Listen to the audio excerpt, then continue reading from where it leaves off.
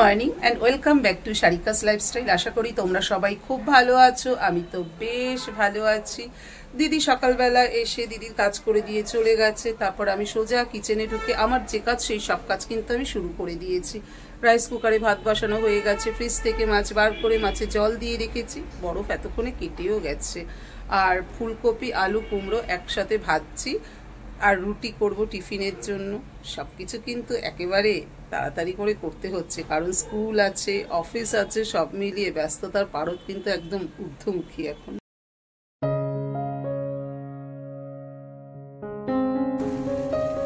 এই যে আলু কুমড়ো ফুলকপি ভাজছি, রাইস কুকারে ভাত হয়ে গেছে, মাছের বরফ কেটে গেছে।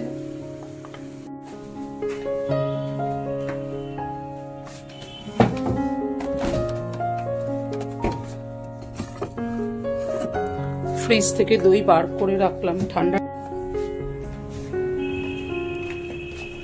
করলা কেটে রেখেছিলাম এই বাটিতে। মাছ ভাজা হয়ে গেছে, মাছের ঝোল করছে, আলু টমেটো কাঁচা লঙ্কা দিয়ে আর জিরে গুঁড়ো দিয়ে পাতলা ঝোল করবো। কেটে রেখেছি, করলা ভাজবো পেঁয়াজ দিয়ে।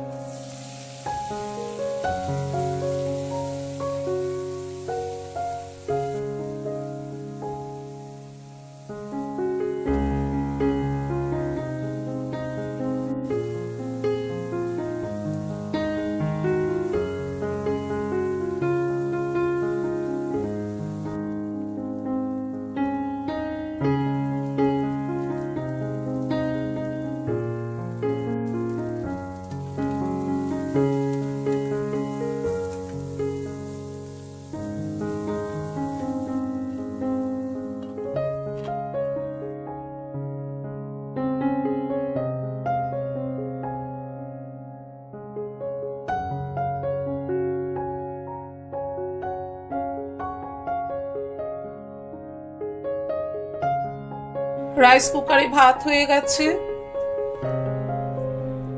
করলা পেঁয়াজ আর শুকনো লঙ্কা একসাথে ভাজি। মাছের ঝোল হয়ে গেছে,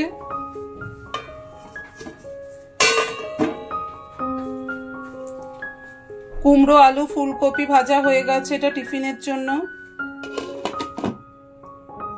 আটা মাখা হয়ে গেছে, এবার রুটি করব। পার্থ অফিসে যাবে, ওখান খেতে বসবে। করলা পেঁয়াজ ভাজা, আলু ফুলকপি ভাজা, মাছের ঝোল, মাছ ভাজা আর টক দই, এই দিয়ে খেয়ে এখন পার্থ অফিসে যাবে। রেডি হয়ে গেছে এখন স্কুলে যাবার জন্য। তুতানো রেডি হয়ে গেছে স্কুলের জন্য। Good morning and tata. ছেলেকে স্কুলে দিয়ে আসলাম, এবার ব্রেকফাস্ট করব আমি।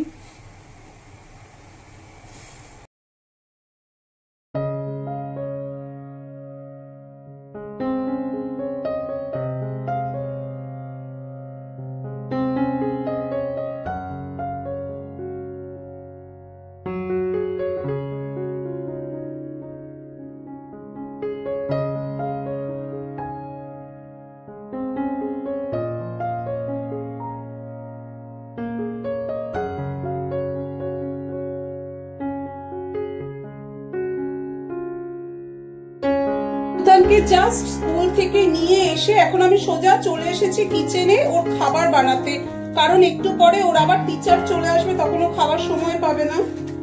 আর তোমরা তো জানোই ওর 12 তারিখ থেকে এক্সাম শুরু হচ্ছে। তো এখন ওকে আমি ম্যাগি করে দেব।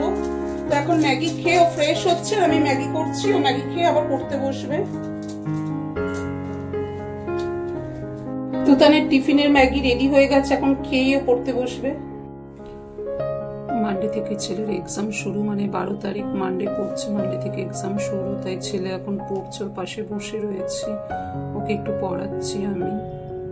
ও নিজেই রিভিশন করছে, তবু আমাকে যদি দরকার হয় তার জন্য আমার সামনে বসে আছে। এখন পার্থ অফিস থেকে চলে এসেছে আর চা নিয়ে বসেছি, দুজনে মিলে এখন চা খাচ্ছে আর দুটাম পড়ছে।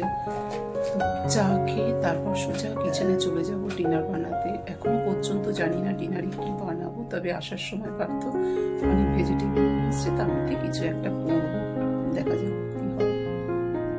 রাত 9:10 বাজে, এখন সোজা কিচেনে চলে এসেছি ডিনার বানানোর জন্য। আর আজকে ডিনারে বানাবো বেঙ্গলি স্টাইল ফ্রাইড রাইস আর ডিমের একটা প্রিপারেশন। ডিমের প্রিপারেশনটার কি নাম দেবো আমি নিজে বুঝতে পারছি না, কারণ ওর মধ্যে সব সস পড়বে, ক্যাপসিকাম পড়বে, মানে কি নাম দেওয়া যায়, এগ চিলি এগ বা ক্যাপসিকাম যেহেতু পড়বে, ক্যাপসি এগ বা ক্যাপসিকাম চিলি এগ, কিছু একটা নাম দেওয়া যায়। তো তার জন্য আমি সবকিছু প্রিপারেশন রেডি করে রেখেছি, এখন শুধু রান্না করা বাকি আছে। তো আমার এই ডিমের প্রিপারেশন করতে কি কি লাগছে তোমাদের একবার দেখিয়ে দিই। ক্যাপসিকাম কুচি করে নিয়েছি, টমেটো কুচি, পেঁয়াজ কুচি, রসুন কুচি, কাঁচা লঙ্কা কুচি আর আদা কুচি। আর এখানে আলু মাইক্রোওভেনে 80% বয়েল করে নিয়েছি, জলে বয়েল করিনি, কারণ জলে আলু বয়েল করলে কাদা কাদা হয়েছে, তাই মাইক্রোওভেনে 80% বয়েল করেছি। আলুটা না ড্রাই বয়েল হবে, তার জন্য মাইক্রোওভেনে বয়েল করেছি। এখানে 6টা ডিম নিয়ে নিয়েছি। আর এখানে সস নিয়েছি, সস বলতে এখানে আছে vinegar, red chilli sauce, tomato sauce আর সয়া সস, আর আছে এখানে চিলি সস। এই দিয়ে বানাবো আমি পুরো প্রিপারেশনটা। তো বুঝতেই পারছো কি নাম দেবো আমি বুঝতে পারছি না, এগ চিলি নাম দেওয়া যায় বা ক্যাপসি এগ নাম দেওয়া যায়, কিছু একটা নাম দিলেই হলো, যাই হোক।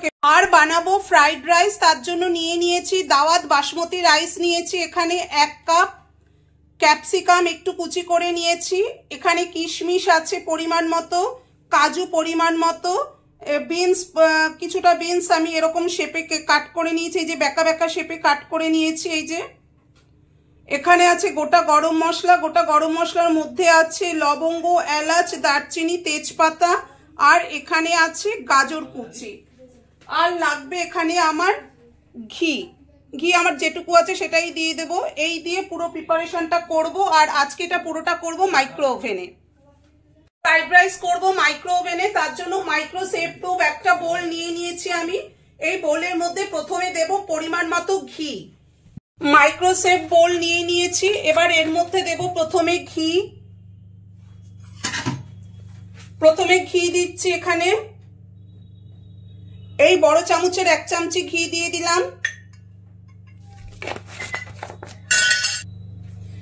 এবার এর মধ্যে দেব গোটা গরম মশলা, তেজপাতা আর গোটা গরম মশলা দিয়ে দিচ্ছি। এবার এই বোলটা মাইক্রো ওভেনে 2 মিনিটের জন্য রাখবো। এবার এই বোলটা মাইক্রো ওভেনে 2 মিনিটের জন্য রাখবো। মাইক্রো ওভেনে দিচ্ছি 2 মিনিটের জন্য। 2 মিনিটের জন্য মাইক্রো করব।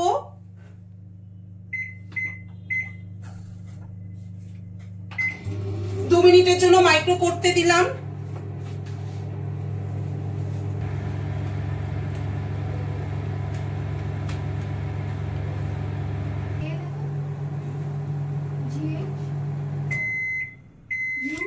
দু মিনিটের জন্য মাইক্রো করে নিলাম। এবার বোল বার করবো মাইক্রোওভেন থেকে। বোল মাইক্রোওভেন থেকে বার করে নিলাম। মধ্যে দিয়ে দেব গাজর কুচি, গাজর কুচি, বিনস, ক্যাপসিকাম, কিশমিশ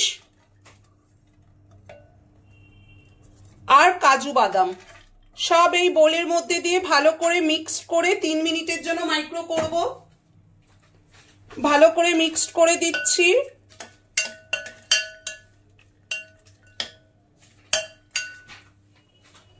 এবার আবার 3 মিনিটের জন্য মাইক্রো ওভেনে রাখবো। বাটিটা 3 মিনিটের জন্য মাইক্রো ওভেনে রাখছি।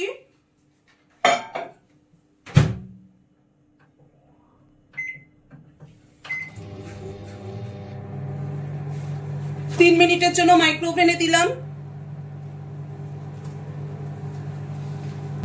যতক্ষণে সবজি মাইক্রো ওভেনে একটু ভাজা ভাজা হচ্ছে ততক্ষণে এই চালটাতে আমি নুন আর চিনি দিয়ে ভালো করে মিক্স করে নেব। এই চালটা কিন্তু আমি হাফ অ্যান আওয়ারের জন্য আমি ধুয়ে জলে ভিজিয়ে রেখেছিলাম। এবার এর মধ্যে দেব পরিমাণ মতো নুন, দিচ্ছি পরিমাণ মতো নুন, পরিমাণ মতো নুন দিলাম। আর দেব একটু চিনি, একটু চিনি দিয়ে দিচ্ছি, চিনি দিয়ে দিলাম। এবার নুন আর চিনি চালের মধ্যে ভালো করে মিক্স করে দেব। নুন আর চিনি চালের সাথে ভালো করে মিক্স করে দিচ্ছি।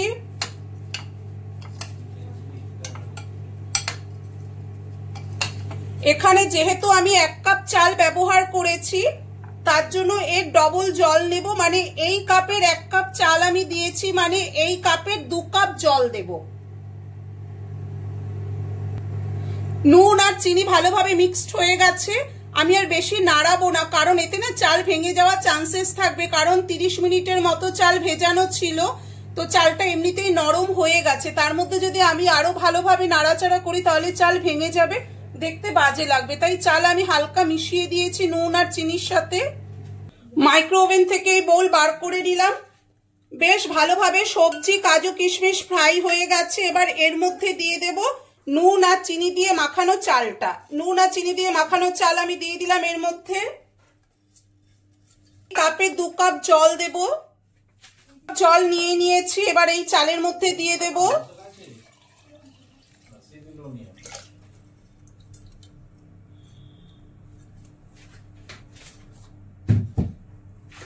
এবার ভালো করে মিশিয়ে দিয়ে মাইক্রো ওভেনে দিয়ে দেব 16 মিনিটের জন্য। এবার 16 মিনিটের জন্য মাইক্রো ওভেনে দিয়ে দেব। 16 মিনিটের জন্য মাইক্রো ওভেনে বসিয়ে দিচ্ছি।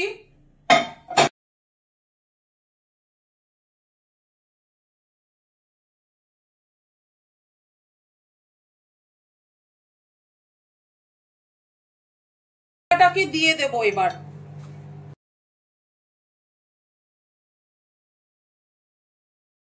বাটিটা ঢাকা দিয়ে এবার 16 মিনিটের জন্য মাইক্রো ওভেনে বসিয়ে দিলাম। ধীরে ধীরে মাইক্রো ওভেনে হবে 16 মিনিট 10 সেকেন্ডের, মানে 12 সেকেন্ডের মতো দিয়েছিলাম। মাইক্রো ওভেনে ফ্রাইড রাইস হচ্ছে। এবার আমি ডিম করব, তার জন্য গ্যাস অন করে ফ্রাই প্যান বসিয়ে দিলাম গ্যাসের উপরে। ফ্রাই প্যান গরম হয়ে গেছে, এবার এর মধ্যে দিয়ে দেব সর্ষের তেল। না সাদা তেলে করে, কিন্তু আমার সাদা তেল আনা হয়নি, তার জন্য বাধ্য হচ্ছে আমি সর্ষের তেলে রান্না করতে। আমার কাছে যেহেতু সাদা তেল নেই, সর্ষের তেলে করছি, তার জন্য তেলটা প্রথমে ভালো করে গরম করে নিয়েছি। একদম দেখতে পাচ্ছ ধোয়া উঠছে তেল থেকে, মানে সর্ষের তেলে যে স্মেল, র একটা স্মেল থাকে সেটা বেরিয়ে গেছে। এবার এর মধ্যে দিয়ে দেবো প্রথমে রসুন কুচি। রসুন কুচি দিয়ে দিলাম।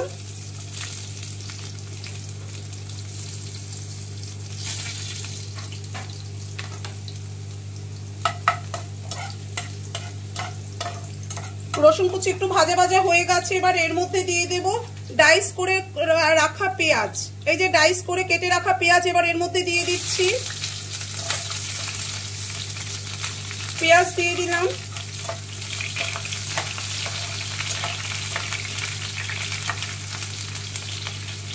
এবার এর মধ্যে দিয়ে দেব টমেটো কুচি। টমেটো কুচি দিয়ে দিলাম, আর তার সাথে আদা কুচিও দিয়ে দেব। আদা কুচি দিয়ে দিলাম।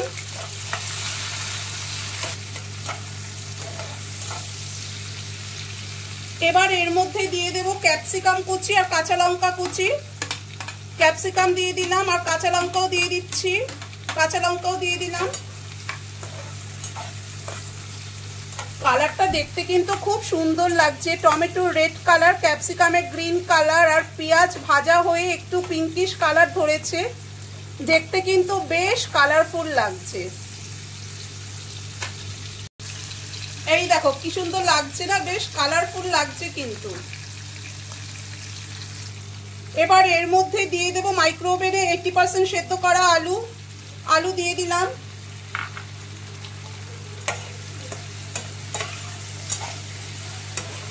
আলু দেওয়াতে আরো বেশি সুন্দর লাগছে দেখতে।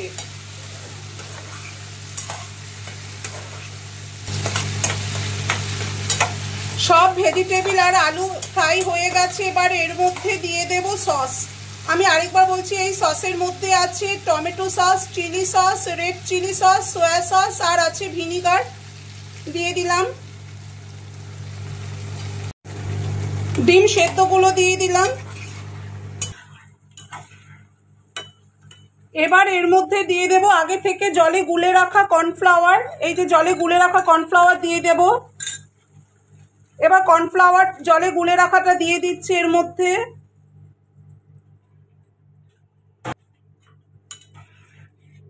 এবার ড্রাই হয়ে এলে নামিয়ে দেব।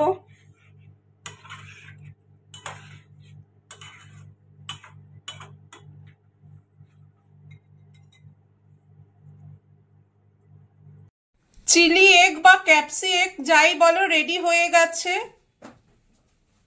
জাস্ট মাইক্রোওভেন থেকে ফ্রাইড রাইস বার করলাম, রেডি হয়ে গেছে পুরো। এবার ডিনার করতে বসবো আমরা সবাই। পুরো লং গ্রেইন, দেখেছো রাইস একদম লং গ্রেইন, একদম ভাঙেনি। এই কারণেই না মাইক্রোওভেনে আমি ফ্রাইড রাইস করি। মাইক্রোওভেনে ফ্রাইড রাইস করলে না পুরো একদম ঝরঝরে ভাত থাকে আর মানে লম্বা লম্বা থাকে, চাল ভেঙে যায় না।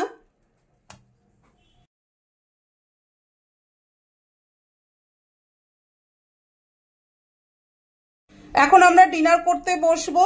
আর দেখো পুরো লম্বা লম্বা চাল, এই কারণে আমি মাইক্রোওভেনে করি, কারণ মাইক্রোওভেনে করলে না বেশ ঝুরঝুরে হয়। আর দেখো পুরো লং গ্রেইন রয়ে গেছে রাইস, দেখতে কি সুন্দর লাগছে। বাবাই চলে এসো। সবাই এখন ডিনার করতে বসে গেছি। কেমন হয়েছে খেয়ে দেখি।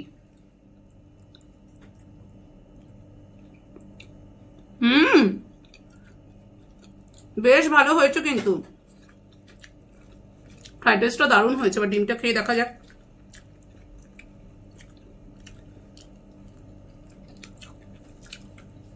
দারুণ হয়েছে। আমি ভেবেছিলাম সর্ষের তেলে করছি খুব একটা ভালো হবে না, কিন্তু আমি না ভুল ছিলাম। যেহেতু আমরা সাদা তেলে খেয়ে খেয়ে অভ্যস্ত হয়ে গেছি, তাই আমরা না সর্ষের তেলে করলে একটু টেনশনে থাকি।